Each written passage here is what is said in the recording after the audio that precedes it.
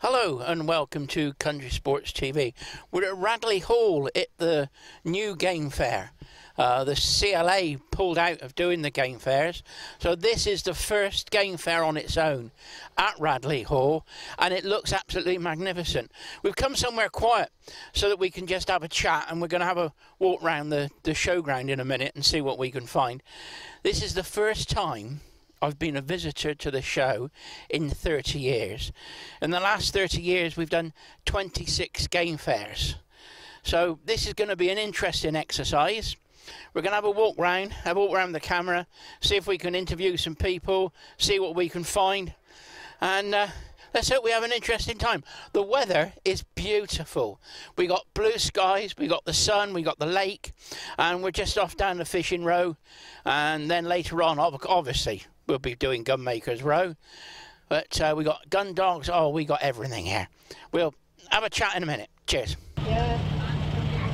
No doubt you have heard it. The longest shooting line in Europe is here at Radley Hall, and it is amazing the number of stances there. Victor, when did they start making fly fishing rods and fishing rods out of split cane? Yeah, it's widely thought it was the Americans that actually started it around about 1860, 1870, and followed on then, the fashion followed on to Britain then. Before that it was just a stick, wasn't it? It was a stick, hickory or something of that nature. Yeah, so split cane was really a modern material. And then that gave you the flexibility and the ability to cast then. Yeah, it did. It's very strong, of course, the cane. And of course, with a fishing rod, you've got to have line, and you've got some magnificent examples here of very early fishing reels. Now, what I'd like to know is that big one at the back there. Yes. What would that have been used for? That's a hardy reel, and it's called the name will give it away. It's called the Fortuna, and it is fishing for tuna. Wow! So, any idea how old? Yeah, that's 1930s. Oh, so they were fishing online for tuna even back then? Oh yes, yeah. It was very popular on the east coast of Britain. The well-to-do, the well-heeled, used to go over to Scarborough and go out with the herring boats and launch a small rowing boat off the herring boats, sit in it and wait for the tuna to come. Very exciting and mildly dangerous as well. And then you got wooden ones there. Yes, everybody remembers the old fishermen will remember the old wooden brass reels made in their thousands and thousands. And they would have been for fly and coarse fishing. Yes, you could use them for fly fishing, but generally they were for coarse fishing most of the time. The Angling Trust has got a family zone. With modern equipment, with glass fibre and carbon fibre and all the modern reels and lines that they're producing, are people still using fly rods? Oh, they're using the old cane fly rods, still using them, yeah, particularly in the shorter lengths, 6 foot and 7 foot. You can fish with them all day. They're very light, and it's traditional, and there's something nice about the handmade cane fly rod rather than the modern plastic rod. That's only my opinion. And of course the flies are still the same. You've got a lot of salmon flies there. I'll just put the camera down. Yes. A great big box of salmon flies there. Yeah, they're now using modern materials to make flies, but there's still the old traditional flies that they used, you know, like 150, 200 years ago, still being used. Absolutely, yes. Yeah. Oh, and work just as well, of course. Some of the materials that they used to use years ago, some of the rare exotic birds they used to use the feathers from, of course, you can't import them now. It's illegal to use them, so they've got to use substitutes, but they work just as well as they ever did. Well, if you look at the nymphs and that you tie, the pheasant tail nymphs and everything else, they're the same as they were tying in the old books that you read. That's absolutely correct, it is, yeah. And you've got some specimens here, and when I was working in Crudgington's and in Gibbs's in Bristol, in Bristol, we had I don't know if it's 23 or 26 pound rainbow in the shop. That was one of the biggest ones ever caught on Blagdon Lake. Yes, wonderful. Yes, they're very decorative, aren't they? The cased fish. And they go for a lot of money as well, don't they? If it's something unusual, they do. Generally speaking, a fish in a case is only going to be 100, 200, 300 pounds possibly. But then if you get something unusual, if somebody was to catch a very small fish years ago, a very small pike, and sent it to be stuffed, that makes it very, very rare nowadays. And and even though it's a tiny little pike, it may fetch £600-700 at auction. Yeah. And what's the oldest fishing reel you've got? The oldest fishing reel, can I point it out to you? Yeah, go on. All right. The oldest fishing reel here, if you look at that tiny little brass reel down there with a circle below it, a bit like an early form of Jubilee clip, and there are holes in the circle where you'd have had a leather pad sewn onto it, and that clips around the rod, and that's going to be around about 1840, 1850. Activities going on throughout the day. We've got casting competitions. Could we have the horses back in now, please? Horses back in, and the ring clear of the public, because it's time for the lap of honour that they're going to give us. It's such a delight to see these wonderful hounds in the ring. We're going to ask them to do a lap of honour in a moment. It's one hound determined to go home early. In come the horses. And can I just say that we take for granted all the work that goes on back at kennels. We see the huntsmen, we see the whippers in, and we clap them as they go round, but a tremendous amount of work is done by stud grooms, countrymen, all sorts of people working in kennels. And as they bring the horses in this afternoon, it's just an opportunity for us to say we appreciate what the huntsmen and the whips do, but ladies and gentlemen, let's show that we appreciate also the work done by all the kennel staff. Well done to them.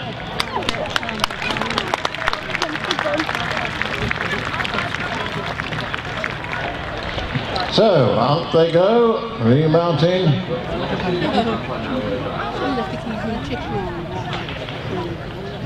Beagles being drawn away down the bottom corner there, as you can see. You'll always see one or two foxhounds who think it might be quite fun to be a beagle. But we're going to ask the mounted packs just to hold up when they're up and sorted. I think that's marvellous how they've sorted those hounds out. We've got just a couple of beagles that want to be grown up and be a foxhound. And we've got a foxhound that wants to bend its legs and be a beagle. So, as the mounted packs hold up, it's our chance to appreciate the footpack. The Warwickshire Beagles with Martin Weatherhead and with Jack and Sean Parks. They're going to do their lap of honour. So here they go, ladies and gentlemen, the Warwickshire Beagles. And a couple and a half of foxhounds. And the beagles. Oh, and another one. And a beagle coming back as well. Never mind, they'll sort themselves. They want to be with the huntsman. He's going to do another lap. Well done, Martin. He's cutting off the corner a bit. What do you blame him? I don't. It's hot work out there. Ladies and gentlemen, give the beagles a nice round of applause. It's a lovely display. Again, as Stephen was saying earlier, they are followed on foot. You don't have to have any special clothing. Wherever you live in the country, there's a pack of beagles close to you. If you want to find out a little bit more about hunting, why and where and how, well, go and get in touch with your local hunt. The beagles will always welcome you to go and have a day with them, and so will the foxhounds. There you are, you see, the horn was touched, and back come the foxhounds. Look at that. Well done. So, ladies and gentlemen, as they go out, a very special thanks to the Warwickshire Beagles.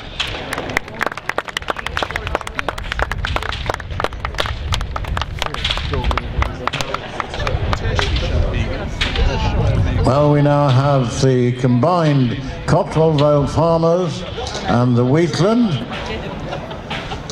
and they will be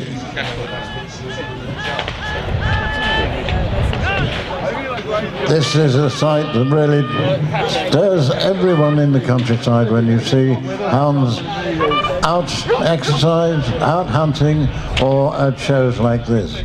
And what a wonderful sight that is. And they're coming round now on their lap of honour. The horns will be blowing. The horns an extension of the huntsman's voice. And here they come. Isn't that a wonderful sight? The sea of hounds there.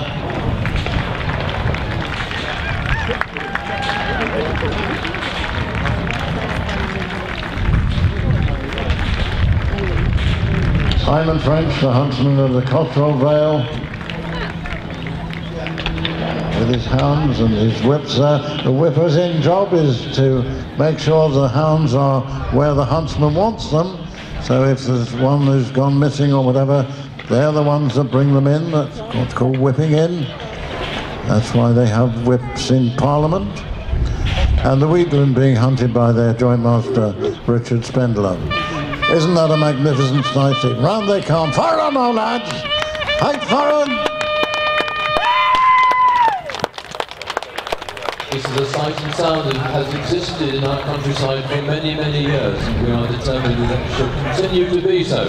Hunting is an inherent part of our country life, and we must give these wonderful hounds and huntsmen and hunt staff our utmost support. Well, that's a lovely sight. They'll come through to the centre of the ring and they'll stop for a final salute.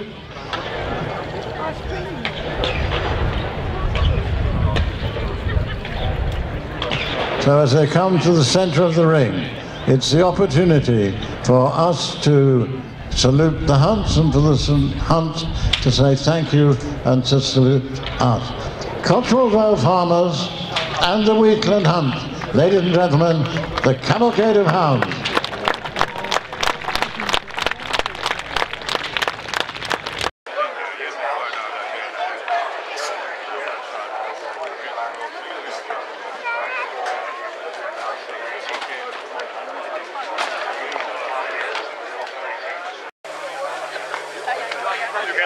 No, we got lost. No. I'm ringing back. I wait now.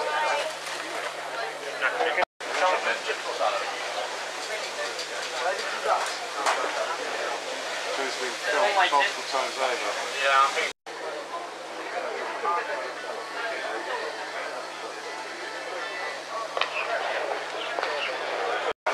When you eat the bird,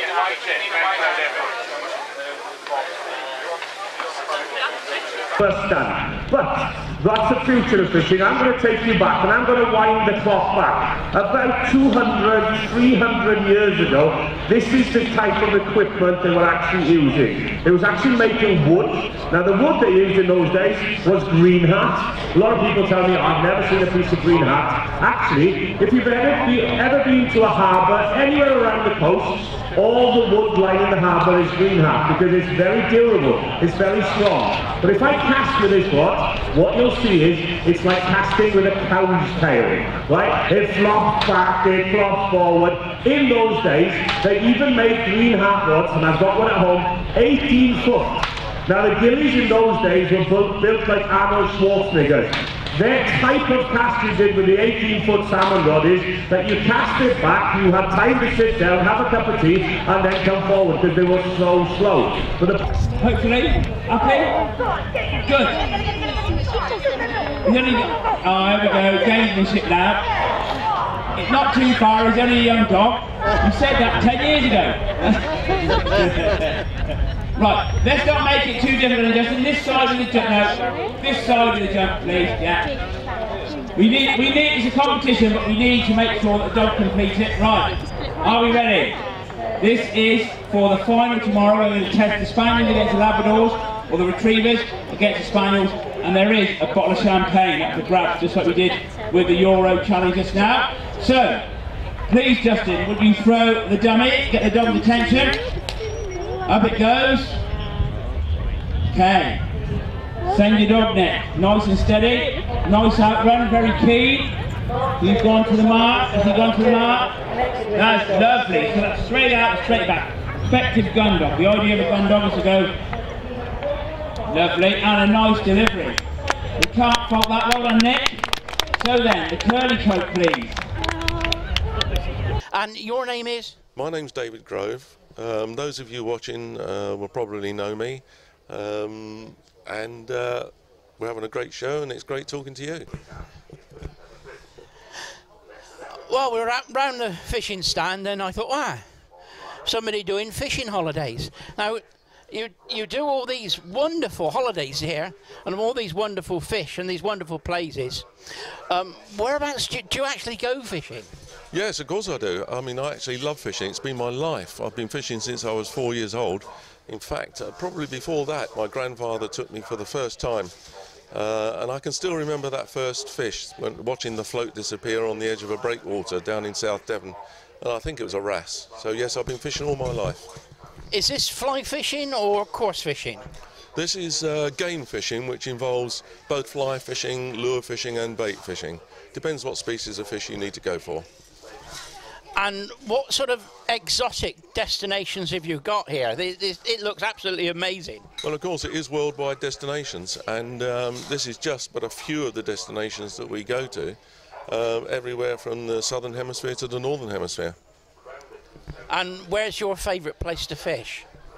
That's a difficult one. They're all great places, but I suppose the most exciting fishing in terms of wildlife and fishing experience has to be the tigerfish on the Zambezi. Wow! Tiger, how big a tigerfish? I don't. Tigerfish grow anything from just a couple of pounds. We've had them up to 23 pounds. But the Goliath tigerfish, which you get further north, will 60, 70, 80 pounds quite easily. Do they run competitions for this type of fishing? There are a few competitions. There's marling competitions, which, in fact, in a few weeks' time, there's a marling competition in Cape Verde. And, of course, you've got the World Bonefish Championships, which are held in the Bahamas each year. Oh, that would be a rotten place to go fishing, wouldn't it? Oh, well, some of us have to do it, you know, unfortunately. And I just happen to be one of those people. And you were telling me earlier that you fish at competitions for the Commonwealth? Yes, I'm the captain of the English Commonwealth team, and I take a team to Canada in 2 weeks' time to fish the Commonwealth Championships in Quebec State. And what fish would that be going for, and what tackle will you be using? We'll be fishing for brook trout, rainbow trout and brook trout. We'll be using normal trout fishing gear, floating line, sinking line, 6, 7, 8 weight trout rods. Well, I wish you all the best of luck. And the next thing is, have you got a website that people can log in and see where they can go? Yes, if they just Google Go Fishing Worldwide, they'll see everything that we do on the website. Brilliant, thank you very much. Right, sit your dog up. You've got to remember it's a competition and we will be hard towards the end. Right, are you ready? Okay, Justin. Send your dog. It's key. So we saw the handler was holding the dog. So there's going to be, there's going to be a few marks not there for holding the dog where Nick didn't. It's a competition. We said we have to have a clear one. What a lovely, lovely. Oh, and she spat it out, but it was good up until then. What a lovely curly coat. They are. I've come on to the National Organisation of Beaters and Pickers Up, and I'm speaking to Neil, one of the bosses here. Now, how long ago did your organisation start? We're now in our 11th year. This is the 11th game fair main game fair that we've done. And I can assume that it's what it says on the tin, Beaters and Pickers Up. It is Beaters and Pickers Up. We also deal with a few loaders when we're asked, and our insurance does cover people for loading as well. I get people ask me, where can I go beating, or where can I use my dog and go picking up? Can you put people in touch with shoots? Yeah, the way we describe it, we work like a dating agency between shoots and people that want to go beating. Shoot captains, gamekeepers phone us and need X number of beaters for the season, need a beater for one-off. We send that out to all our members by email, 16,000 members nationwide on the first come first served basis, they reply, we forward their name onto the keeper. Taking dogs out, the problem we have with taking dogs out is the definition of a well-trained dog. We always recommend that our members go to the shoot first without the dog, show to the keeper they understand how a shoot works, they get polite, they're courteous, they turn up on time. When the keeper can trust them, say to them, I do have a dog that's trained, and he might say, bring it in on lead, and we'll have a look at it and take it from there. And if a shoot's short of beaters or pick us up, can they also contact you? They can contact us for a shoot to become a member. It's free of charge, because without shoots on board, it's like having a sweet shop without sweets. So any shoot, and we started. We had a bit of a thing where everybody thought we were a union and we were going to walk people off a shoot. We furbish shoots that don't pay just as quickly as shoots that do pay, and if you're working 9 to 5 Monday to Friday, and on Saturday you can go out, work your dog around a farm shoot and have a pie and a pint at the end of it. What a better way to spend Saturday. That's, you know. So yeah. If somebody becomes a member, have you got insurance with it as well now? We have standard membership, which is £10, which gets you on the database, gets you all the officer beaten, and then we have a third public liability, and that's 10 million. It covers you for, and that's a £25 membership, and that covers you for all shooting, all country sports. It covers your dog third party while you're working it and while you're training it. The only thing it doesn't cover is competitive horse riding. And have you got a website? Yes, we have, at www.nobs.org.uk. I'll put a link on the bottom of the video for you. All right, thank you very much, Neil. Yes, thank you. There it goes. Out goes the retrieve. Send your dog, please, fella. Out he goes. That's nice. Straight to the mark, is it? No? Oh, there we go. And you didn't want to do that, did you? Oh dear. So, again, we've got to mark it accordingly. Thank you.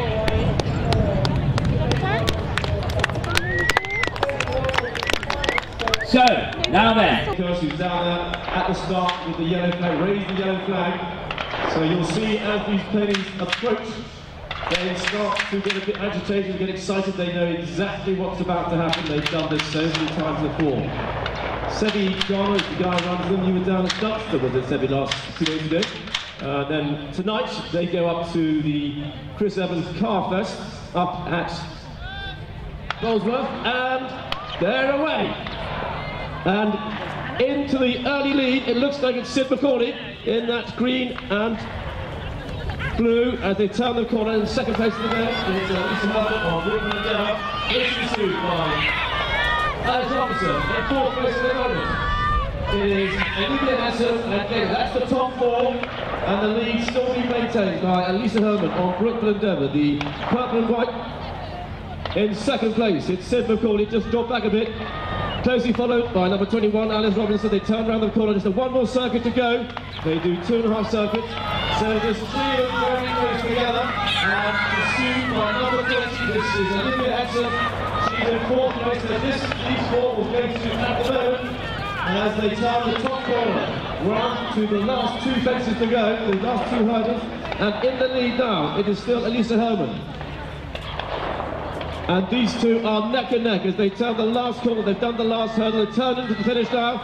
And it's going to be between these 2. It's going to be very close. There's Elisa Herman together with Alice Robinson, followed by Olivia Henson, and then Sid McCauley. I think that's the top 4. Yeah, and a bit of You finished. Right, okay, madam. The Hungarian business. Here we go. It's off the lead. It's nice and steady. Justin, are you ready? Go.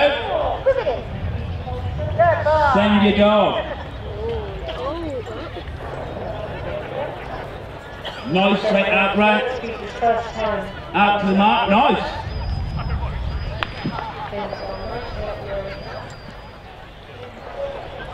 So, and a nice delivery. Such a lovely job. Nice to see them out working. Don't want to interrupt yet, she's got back on the lead.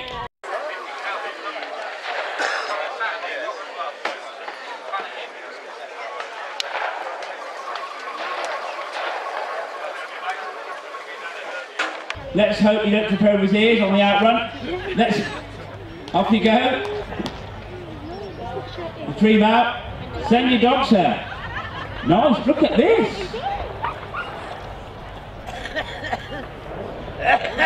Look at that. We are sorry that if anybody got covered in saliva on the outrun, we do apologise.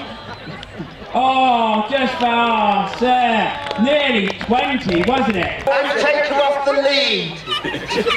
Chance has got more chance than that thing. Right, are you ready? So it's Panda versus Archie. Are you ready? Heat 1, day 2, Raggedy Hall, off we go. There it goes, live day, where's Archie?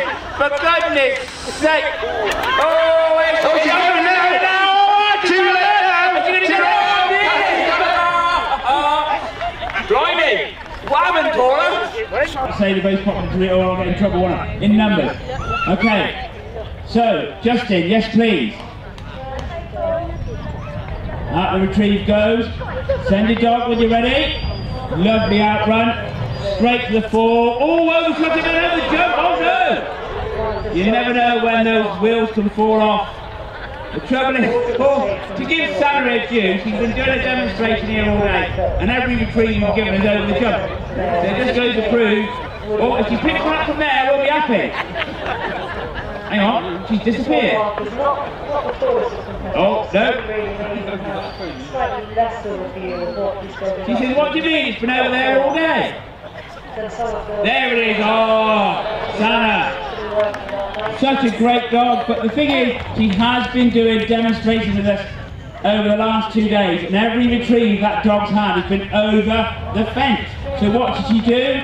She jumped the fence. It's repetition, it's what the dog has been trained to do, but she did a grand job anyway.